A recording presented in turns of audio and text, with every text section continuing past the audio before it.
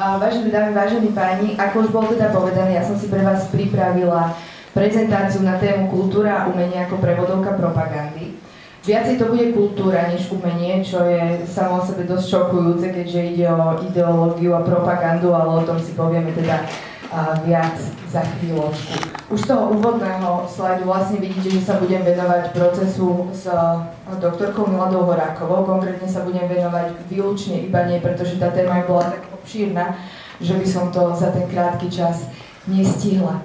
Čo sa týka tých využitých metód, tak tento príspevok je interdisciplinárny, čiže kombinujem toho viacero, je tam kritická diskurzívna analýza, tou ľudskou rečou by sa dalo povedať, že je to ten vzťah z rôznych stránok jazyka, čiže ide aj jeho nejakú kognitívnu stránku, tú schopnosť komunikácie a v podstate to aplikujem na vzťah práve medzi tou ideológiou a tým právom, respektíve tým konkrétnym procesom obžalobe, rozsudku, alebo teda aplikujem to na obžalobu a rozsudok. Cieľom môjho príspevku je poukázať na ten vzťah medzi právnou kvalifikáciou alebo argumentáciou a nosnou témou využitej propagandy. Začnem od konca. Tou nosnou témou propagandy v procese s Miladou Horákovou bola vojna. Ja som ale ten pojem nechytila tak veľmi zužujúco, nehľadala som iba pojem válka alebo pojem vojna. Samozrejme, že som to uchopila teda širšie, čiže hľadala som pojmy ozbrojený konflikt, ale takisto aj atomová bomba, čiže čokoľvek, čo naznačovalo možnosť vypuknutia 3. svetovej vojny, respektíve vypuknutia vojny, za ktorou by mohla stáť práve Milada Horáková. Na všetkých tých slajdoch budem zeleným vlastne zvýrazňovať, kde sa tá otázka vojny spomína. Čiže tak, ako to vidíte vlastne tu. Tuto je citát z komisie, ktorá zasadala na Ministerstve spravodlivosti zo dňa 27. mája 1950. A tuto môžete teda vidieť, že je teda úplne zrejmé, že to stretnutie na fare vo Vinoži, to mi veľmi nejde, sa vlastne postupne tá propaganda prepracovala k tej otázke vojny. A toto je vlastne tá absolútne nosná téma celej propagandy. A potom si vlastne ukážeme, akým spôsobom to bolo rozvedené priamo aj v tom procese, respektíve v obžalobe a rozsudku. Tú nosnú tému propagandy, čiže tú vojnu aj s prepojením na faru vo Vinoži, samozrejme prebrali aj regionálne kádre, čo znamená, že vo všetkých, tuto konkrétne mám teda Pardubice, ale je úplne jedno, z akého mesta by som to prevzala, pretože aj na tej okresnej úrovni, aj teda na tých vyšších úrovniach, aj v mestách bolo teda nutné vlastne túto propagandu alebo tieto závery z tej komisie, ktorá vlastne predchádzala procesu, šíriť medzi tými bežnými ľuďmi, aby sa tá propaganda vlastne dostala medzi celú spoločnosť alebo do celej spoločnosti. No a ako to vyzeralo potom priamo na procese? My sa ešte k tej propagande samostatne dostaneme, ale chcem, aby ste teda videli hlavne, ako sa pracovalo práve s touto nosnou témou, čiže s tou vojnou, respektíve aj s tým stretnutím na fare počas procesu. Najväčšmi si ukážeme teda prvý deň a potom ten posledný, 8. deň. Veľmi veľa tých spomienok vyslovene vojny alebo aj toho stretnutia na tej fare vo Vinoži tam nenájdeme. Čo je teda dosť paradoxné, pretože tá propaganda, ako si o chvíľočku ukážeme, bola naozaj plná týchto vyhlásení, aj tie rezolúcie boli teda plnohodnotne naplnené tým obsahom vojny alebo možnosti vypuknutia tej vojny. Tuto je toho naozaj veľmi málo. Ja som v podstate pracovala takmer so všetkými, ktoré som aj v ten prvý deň procesu našla. Takže jedenkrát vystúpila Ľudmila Brožová ako prokurátorka z ľudu. Dokonca, to by som chcela teda vyzdvihnúť, že Ľudmila Brožová teda ako jediná odsúdená potom za tú spolúčasť na vražde spomínala aj vlastne v tých procesoch po roku 2000, ešte pred tým procesom, ktorý sa odohrával pred súdom pre ľudské práva, pred Európskym súdom pre ľudské práva, že Milada Horáková naozaj chcela, aby vypukla tá vojna, čiže ona tej propagande, keď jej aj neverila, tak minimálne ňou argumentovala vlastne až do tých posledných dní.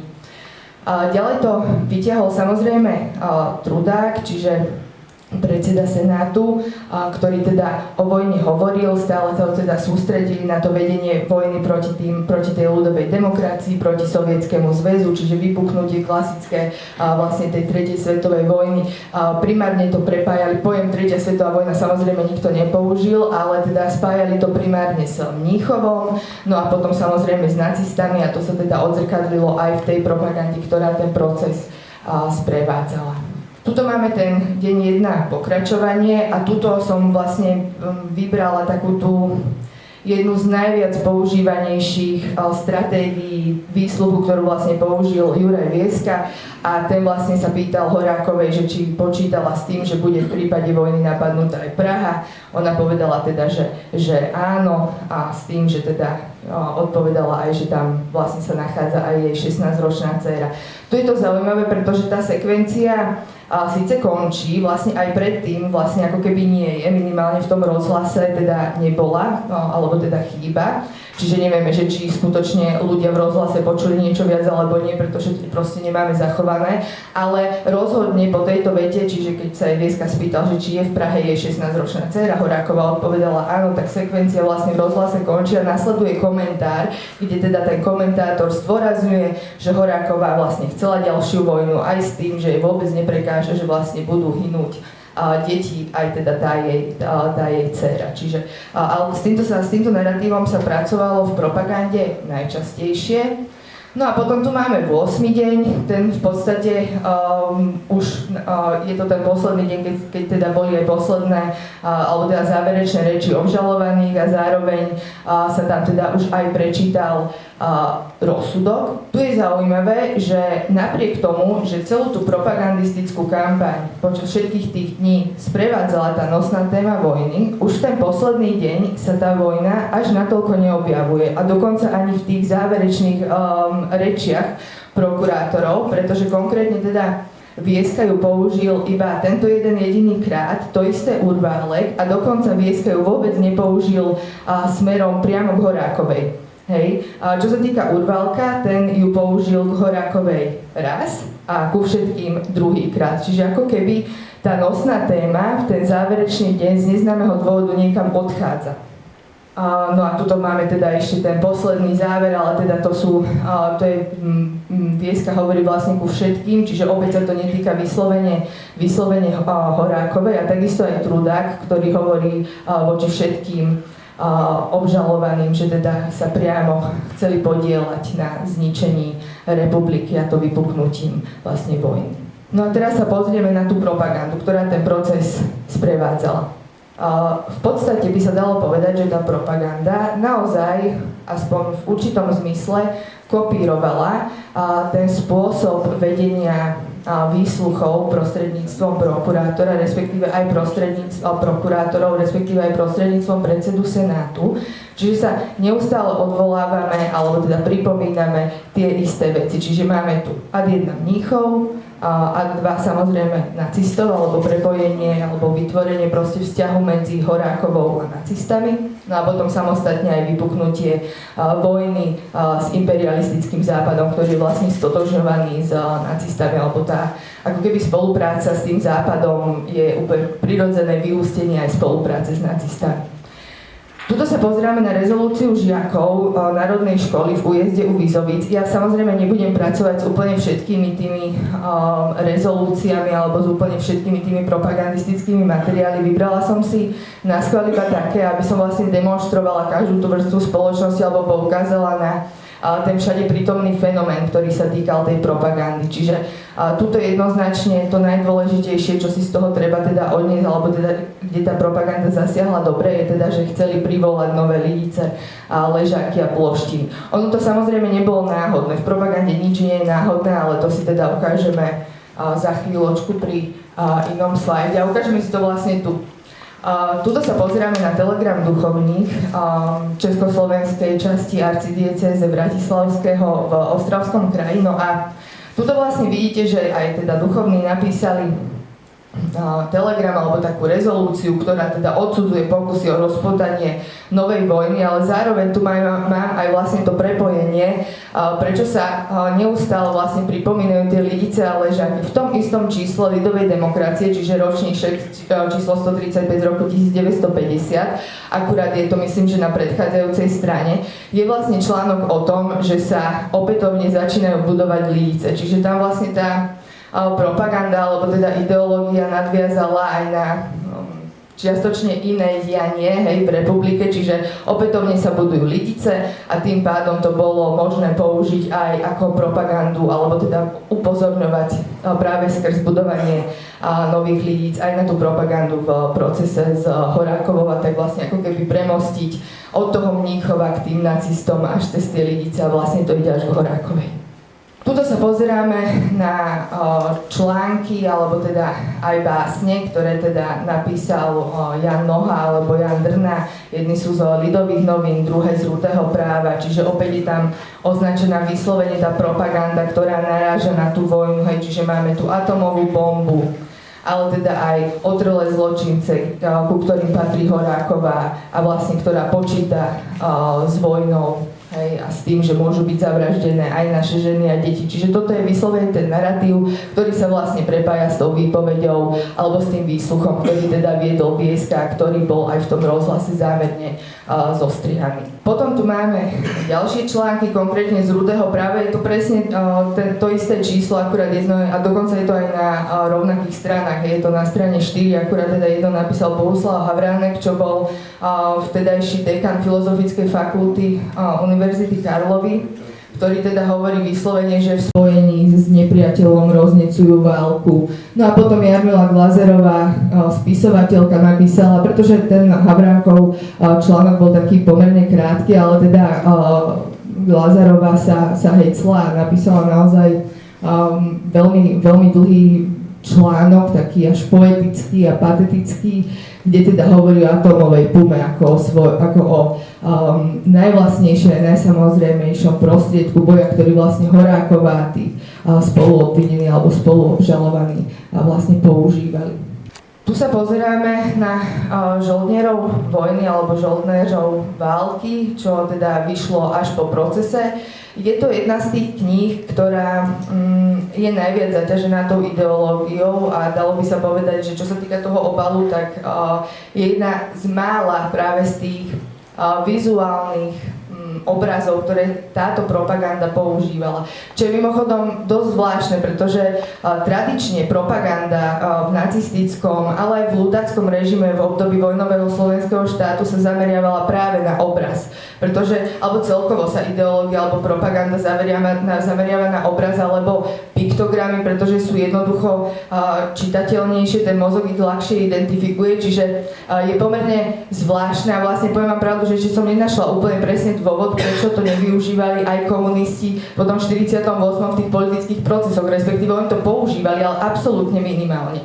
A toto je práve jeden z tých obrazov, kde vlastne vidíte tú Miladu Horákovú a za ňou sú vlastne, neviem, či sú to príslušníci SS alebo nejakej inej zložky. No a v tejto knihe je teda samostatná kapitola venovaná Milade Horákovej, volá sa Matka, je teda na strane od 9 do 18, ale konkrétne toto, čo tu citujem, je teda zo strany 17, opätovne sa tam pracuje s tým naratívom, že by vlastne za to, aby dokázala rozpútať tú vojnu so Západom, bola ochotná vlastne obetovať aj život vlastnej dcery Jany, takže opätovne sa to tam ukazuje. No a čo je dôležité, tak tu sa opäť vlastne vraciame k tomu základnému naratívu, a teda, že tá vojna sa stala hlavným heslom celej tej rozvratníckej skupiny okolo Milady Horákovej. Čiže tak, kde to vlastne začalo v tej komisii na ministerstve spravodlivosti, tak vlastne potom tuto už po ich smrti, alebo teda po ich poprave sa to ako keby ten kruh uzavrel práve v tej jednej z tých najviac propagandistických kníh, ktoré o tom procese